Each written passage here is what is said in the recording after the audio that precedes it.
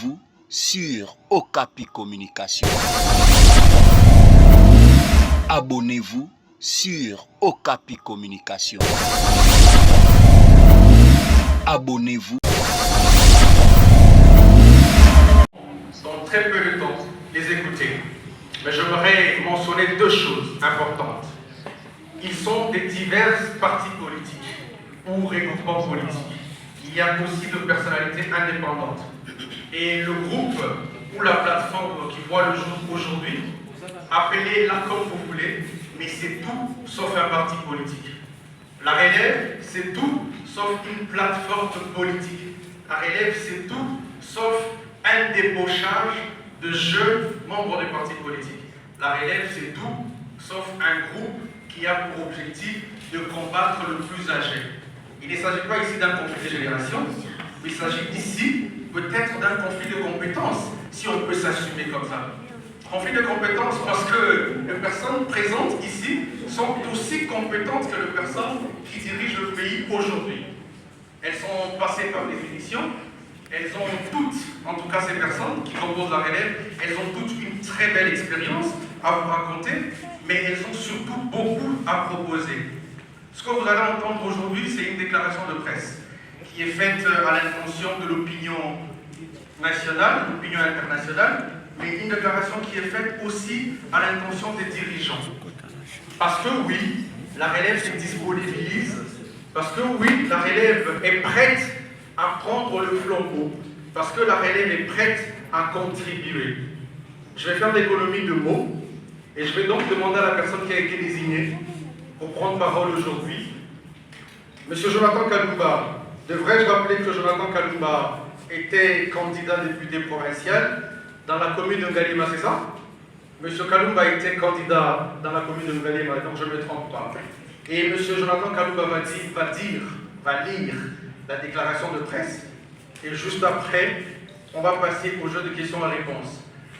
Avant ça, j'aimerais rappeler que ceci est une conférence de presse, mais pas que.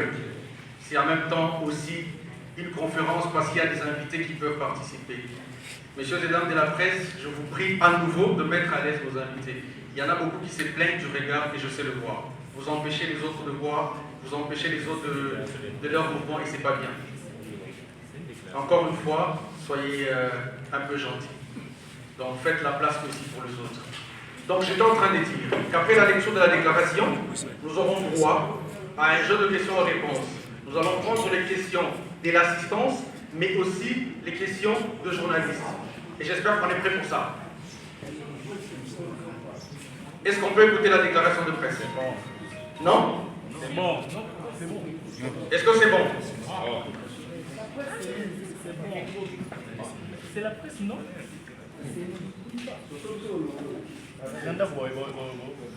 Jonathan Kalumba pour la déclaration de presse. Mesdames et messieurs, distingués invités,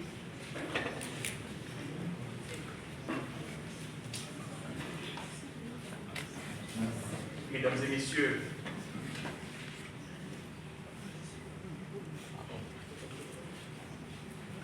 Vas-y.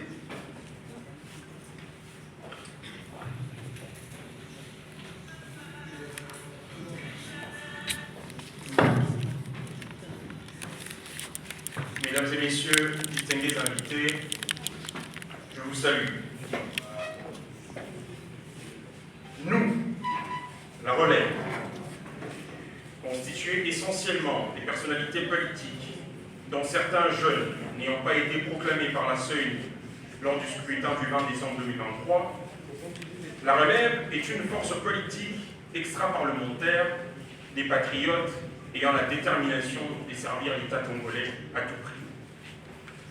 Cette frange de la jeunesse décide de ne pas rester indifférent face aux enjeux du développement auxquels font face la RDC. En effet, en tant que mode de légitimation et de désignation des gouvernants, les élections sont un rendez-vous important de la démocratie représentative parce qu'elles constituent effectivement l'un des canaux majeurs de la participation citoyenne à la vie politique. L'attachement des élections à la démocratie est du reste affirmé dans la Déclaration universelle des droits de l'homme qui stipule « La volonté du peuple est le fondement de l'autorité des pouvoirs publics. Cette volonté doit s'exprimer par des élections honnêtes qui doivent avoir lieu périodiquement au suffrage universel égal et au vote secret poursuivant une procédure équivalente assurant la liberté du vote. » Permettez-nous de débuter en dressant un constat alarmant sur le système électoral congolais qui ne favorise malheureusement pas la jeunesse. Il s'y est de noter que des obstacles tels que les difficultés financières et administratives entravent la pleine participation équitable des jeunes dans la vie politique de notre pays. Face à cette réalité, nous devons apporter une solution proactive, des propositions concrètes pour remédier à ces défis. Nous devons nous unir en tant que voix forte et unifiée pour exiger des réformes significatives du système électoral, garantissant une représentation équitable et inclusive pour tous les citoyens congolais, en particulier pour la jeunesse. Ces propositions devraient inclure des mesures visant à réduire les obstacles financiers et administratifs à leur participation politique. Nous sollicitons également l'implication active du chef de l'État dans cette entreprise cruciale. Excellence, Monsieur le Président de la République, Félix-Antoine Tshisekedi Tshilombo, nous vous prions de bien vouloir prendre en compte nos différentes propositions de réforme pour une gouvernance transparente, équitable et efficace. C'est dans ce cadre que la relève est prête à contribuer pleinement à ce processus.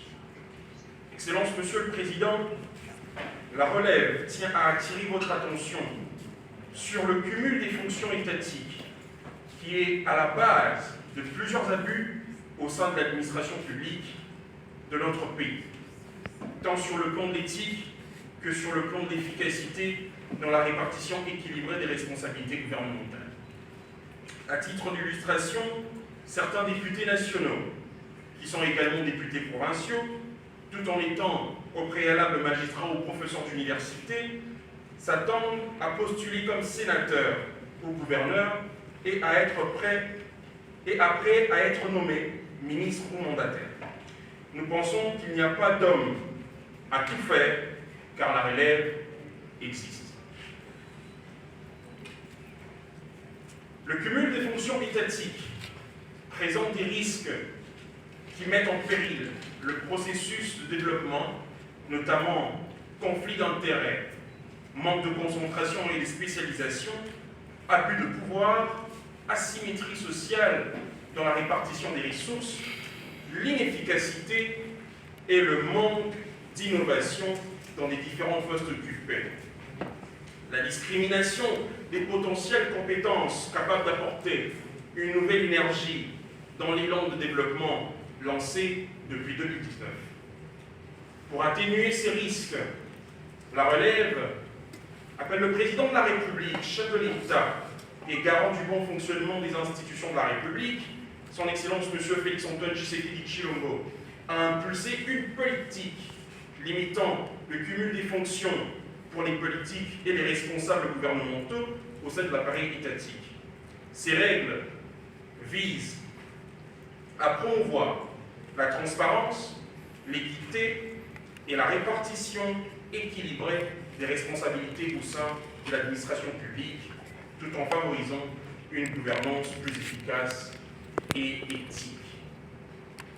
Sur ce, la relève félicite le secrétaire général de l'UDPS, l'honorable Augustin Kabouya, pour sa nomination en tant qu'informateur et lui souhaite un fructueux mandat et bon travail.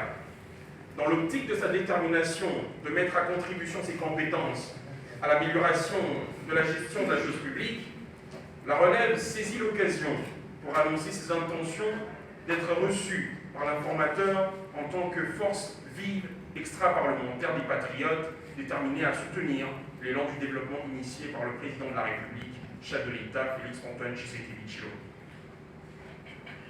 La relève annonce également que dans les tout prochains jours, il se mettra à formuler des propositions et des démarches de réforme devant encadrer l'élan de l'état de droit en cours d'instauration dans notre pays.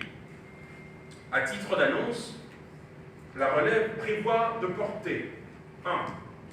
Une proposition de loi limitant le nombre de législatures pour les élus députés et sénateurs au regard du principe de l'équilibre politique. À ce sujet, la relève comprend mal que le chef de l'État ait un nombre de mandats limité alors que les élus ne l'ont pas. Une proposition de loi sur la restriction des droits des Congolais ayant pris les armes de manière inconstitutionnelle pour faire valoir leurs droits.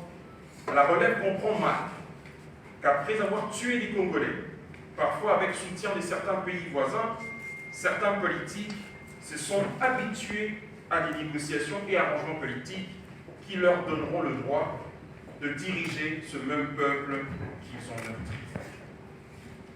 La relève se range derrière le chef de l'État en encourageant les efforts diplomatiques et militaires qu'il entreprend, lesquels efforts consistent à pacifier l'Est du pays qui, depuis plus de décennies, connaît une guerre injuste dans notre pays. Ensemble, unis par notre engagement commun envers la démocratie et le progrès, nous pouvons surmonter les défis actuels et construire un avenir plus juste et plus prospère pour tous les Congolais. Nous ne pourrons terminer sans rendre hommage à nos vaillants FARDC et Ouazalendo, ainsi que tous les Congolais qui se tiennent debout pour défendre notre pays contre ses ennemis. Dans cette lutte contre l'injustice, nous sommes déterminés à remporter la victoire. Solidaires et unis, nous sommes plus forts que jamais. Que vive la relève, que vive la République démocratique du Congo.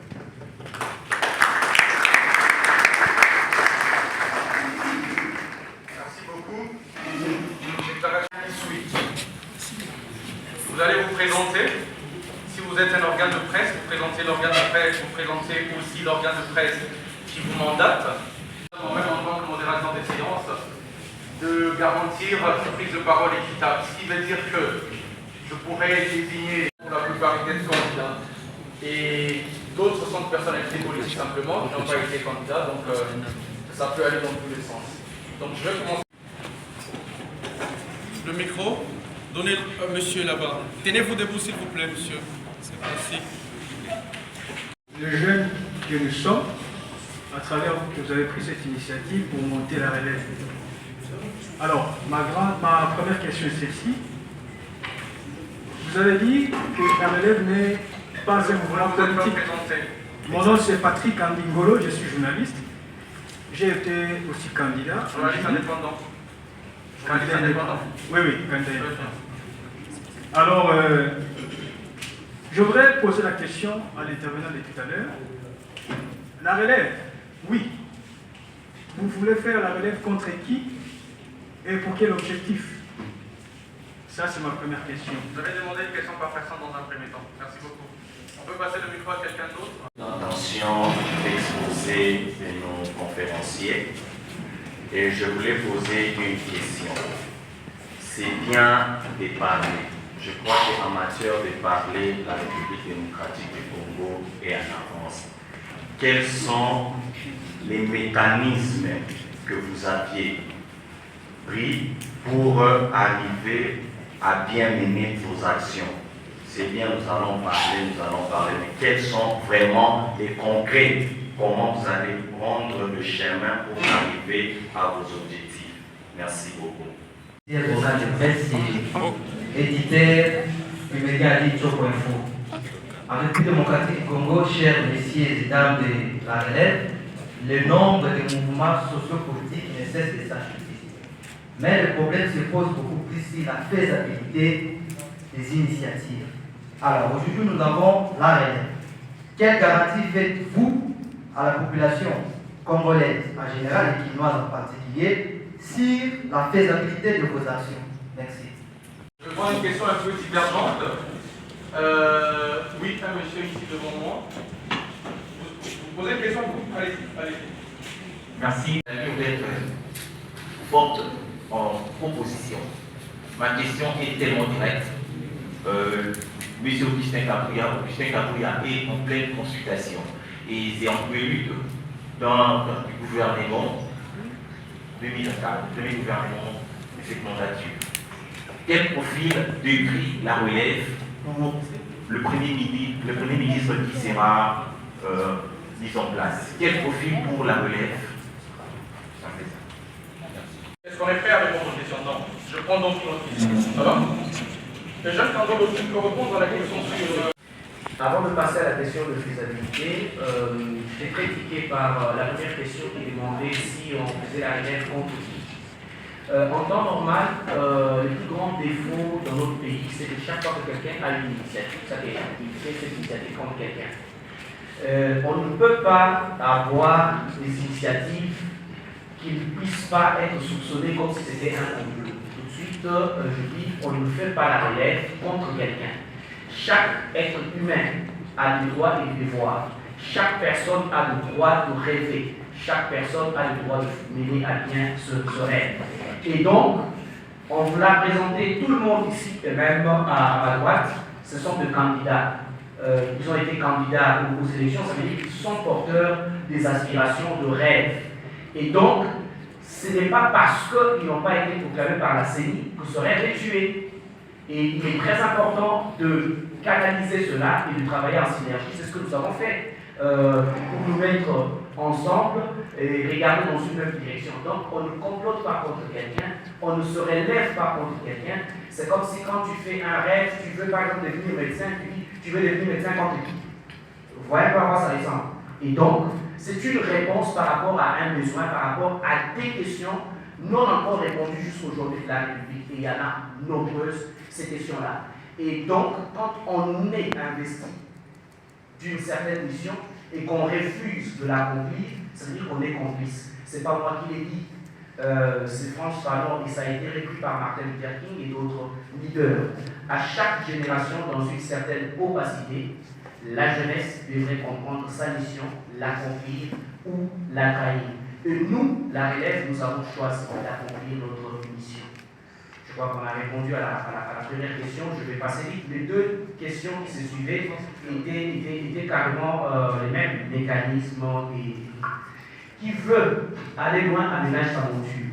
Déjà, quand vous nous demandez les actions, ceci est une action. Parce que si nous étions restés chacun dans sa chambre avec sa pensée, ça n'aurait pas existé. Ça veut dire que nous avons fait habiller nos pensées en une action. Et ça, c'est une première action. Et entre autres actions, il y a eu la lecture tout à l'heure par le camarade Jonathan, d'un certain nombre de choses auxquelles nous aspirons et qui ont un chronogramme bien déterminé que nous allons faire. Et donc, il y a une vision, et derrière cette vision, il y a un certain nombre d'actions que nous allons mener. Et pour le faire, nous sommes conscients que tout être humain a des pesanteurs. Et même tel que nous sommes ici, nous savons aussi les démons qui minent les associations, les structures des humains. Et on n'a pas besoin de faire semblant. On sait que deux fois c'est des guerres d'ego, on sait que deux fois c'est la fatigue parce qu'on a commencé et que les choses tardent, on veut avoir le résultat aujourd'hui. Mais ce qui est intéressant, c'est qu'au-delà de tout ça, nous avons donné un sens à notre ambition, tout en sachant que l'ambition dont on n'a pas les compétences est un crime. Et sans vendre comme un agent de marketing, j'essaie de reconnaître que les têtes de tous les gens que vous voyez ici, ce ne sont pas des parvenus, ce ne sont pas des gens qui veulent juste paraître, ils ont un parcours, ils ont un CV, et celui qui a déjà été fidèle dans des petites choses peut faire des grandes choses, je peux vous rassurer. Merci Jacques, merci beaucoup. C'est bien ça, candidat député national avec une campagne honorable et des scores assez louables. Maintenant, je reviens à vous pour d'autres questions. N'hésitez pas. Je suis journaliste et une expédition ainsi que Congo Sénégal pour nos prochaine année. Ma question se présente de la manière suivante. Si aujourd'hui l'opposition congolaise, le vous invite à participer dans une manifestation pacifique pour réclamer une cause commune. Quelle sera la réponse de la relève? Merci beaucoup. Moi, c'est Jean qui m'appelle là pour l'école de RFI.cv. Donc, tu vois, tu vas aller à la tête. Donc, tu m'as pas qu'on a dit français. Bon, le mot tout à l'ingala. Tu vas aller à la base, à mon idée, tu vas aller à l'ingala. Bon, le mot on peut l'ingala pour Pourquoi on a dit français? Bon, ma préoccupation était de savoir, vous avez condamné le fait d'avoir l'équilibre des fonctions un député national, un député provincial, une personne aussi mandataire, machin. Qu'est-ce qui la relève envisage par rapport aux tailles du gouvernement? La taille du gouvernement, la relève propose quoi? Qu'on puisse réduire la taille du gouvernement, qu'on puisse rallonger encore. Voilà. Merci beaucoup. La question est celle-ci. Lors de votre lecture de la communication de presse que vous avez faite, j'ai entendu votre vœu formulé de rencontrer l'informateur qui vient d'être nommé par son Excellence M. Gouverneur. Alors, ma question est celle-ci.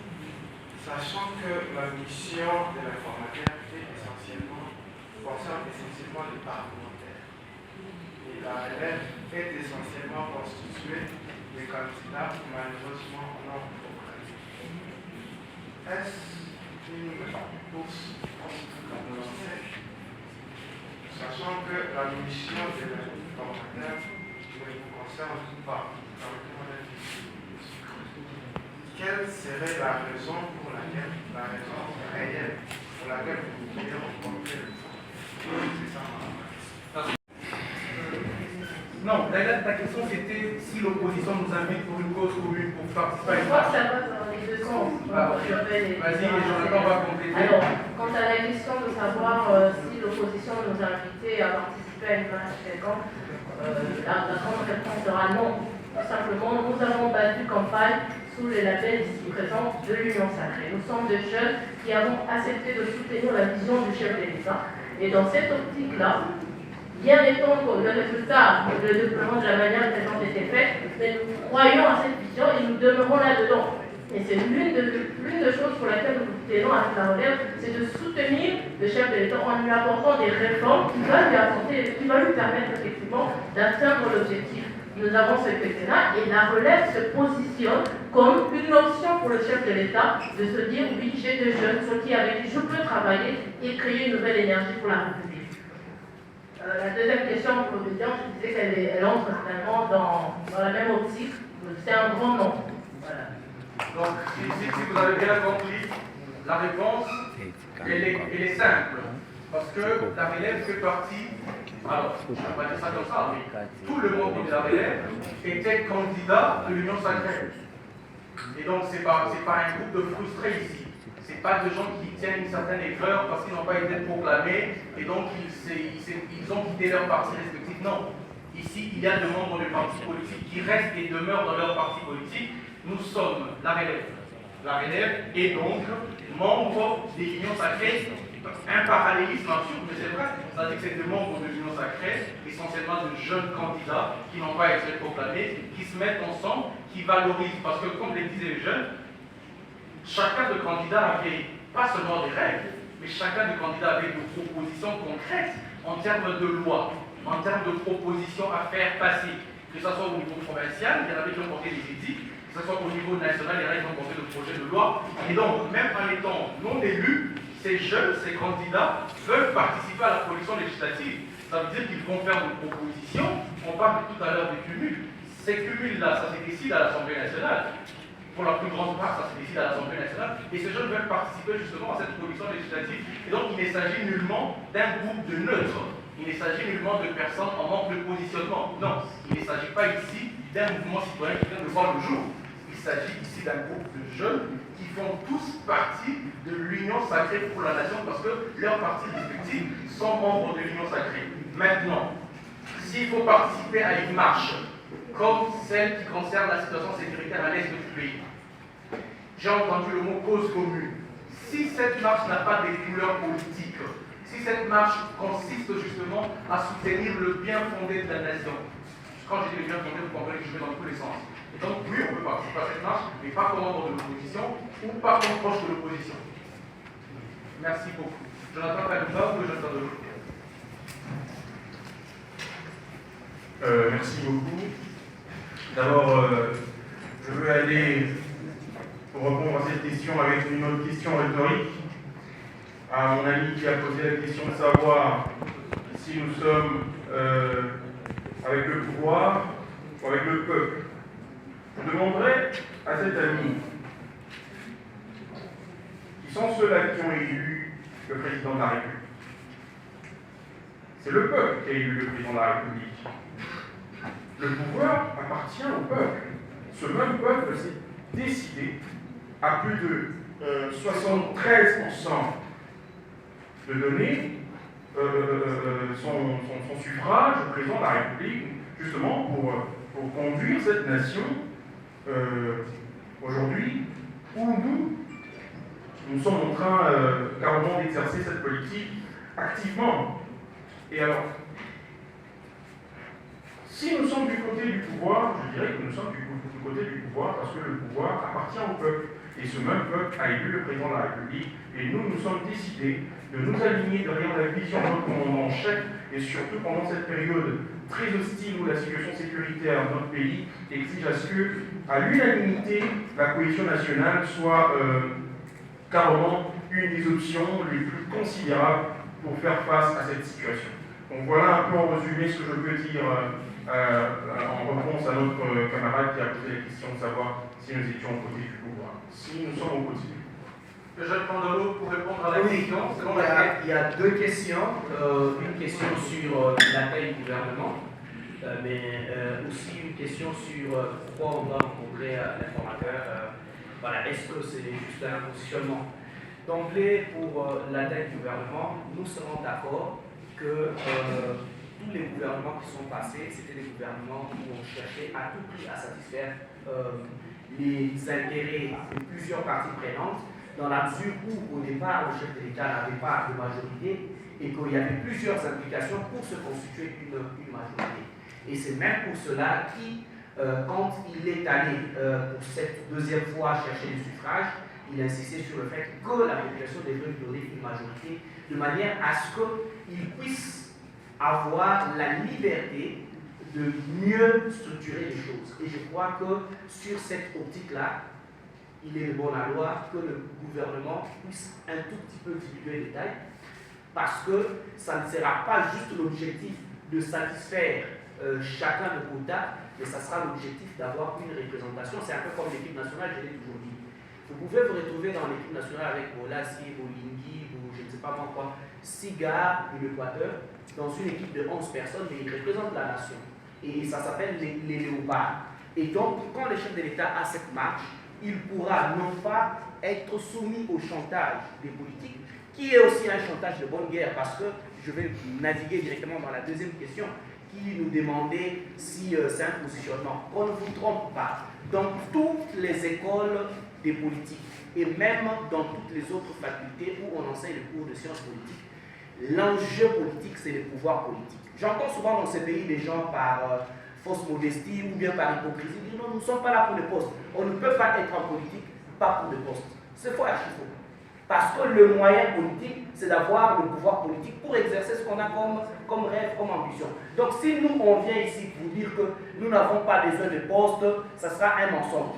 Mais nous ne faisons pas la fixation par rapport à un quelconque poste. Nous sommes conscients que nous avons des potentiels, nous sommes conscients que nous avons des rêves, nous sommes conscients que nous avons des aspirations, nous sommes conscients que nous aimons le pays, parce qu'au-delà de la compétence, ce n'est pas les compétences qui ont manqué à ces pays depuis les années de l'indépendance. Mais il y a une autre dimension. Aux compétences, il faut ajouter le sens du patriotisme. On a vu des gens qui étaient ici présidents de la CENI et devenir rebelles, en train de tuer son propre pays. On a vu des jeunes qui étaient ici en train d'aspirer, qui ont même eu des fonctions au niveau des institutions, mais qui vont à l'Est pour s'allier avec les ennemis de la nation. Ici, l'idée, c'est de mettre l'accent sur le sens du patriotisme qui est doublé de cette compétence que nous n'avons pas la prétention de dire, mais que nous pouvons démontrer parce que, comme je l'ai dit, il y a un parcours, ce n'est pas une génération spontanée ici.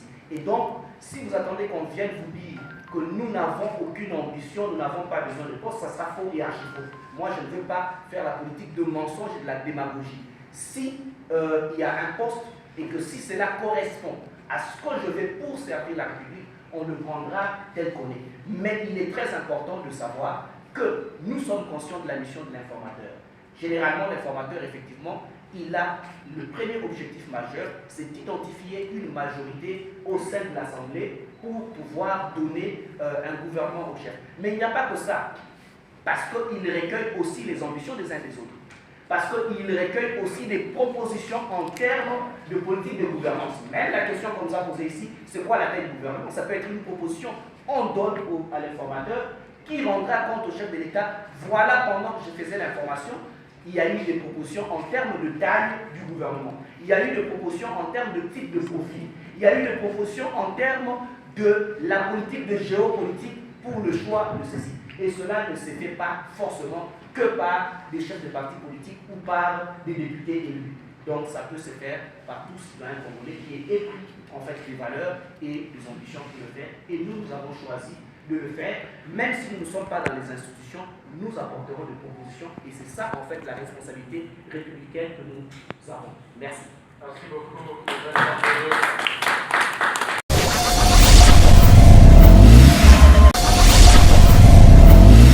Abonnez-vous sur Okapi Communication. Abonnez-vous sur Okapi Communication. Abonnez-vous Okapi Communication, la chaîne d'actualité.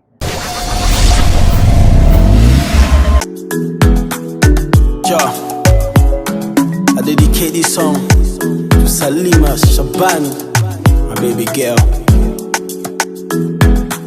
Listen up, darling. This one's for you. Oh no, chérie, oh kuboya. So in the money, oh my young and akukwea. Mama mia, wow, zakitoko na kongo bakobengo monzele ipaba koko. You got me higher, chérie. Yeah. I dedicate this song to Salima Shaban, my baby girl.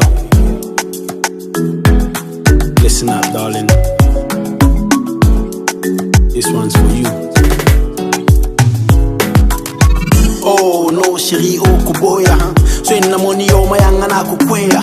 Mama mia, wow, zakitoko na kongo bakobengo monzele ipaba koko. You got me higher, chérie, I'm on fire. Hey ngaye na beli moto na kata poto malile zame bote na yo echaka kanga chaleur yango ngana pesa.